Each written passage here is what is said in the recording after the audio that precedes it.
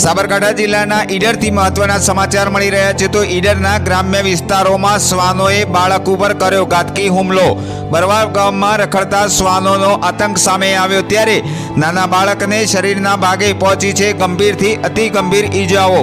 શ્વાનોના હુમલાના પગલે બાળકને સારવાર અર્થે ઈડર હોસ્પિટલ ખાતે ખસેડવામાં આવ્યું।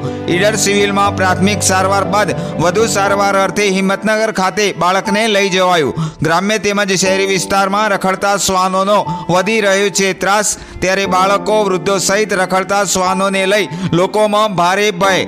આશરે 4 વર્ષીય બાળકની હાલત હાલ તો ગંભીર। પરિવારે તંત્રની કામગીરી સામે ઉઠાવ્યા છે કથિત સવાલો, ત્યારે રખડતા શ્વાનો પંચાયત સહિત તંત્ર સામે મોટો પડકાર। બ્યુરો રિપોર્ટ, ખબર વડાલી, સાબરકાંઠા।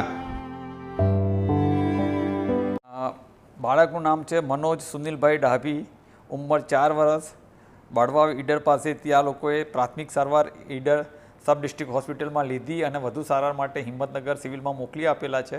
બાળકને શ્વાને ડૂચા ભરેલા છે શરીરમાં અલગ અલગ જગ્યાએ।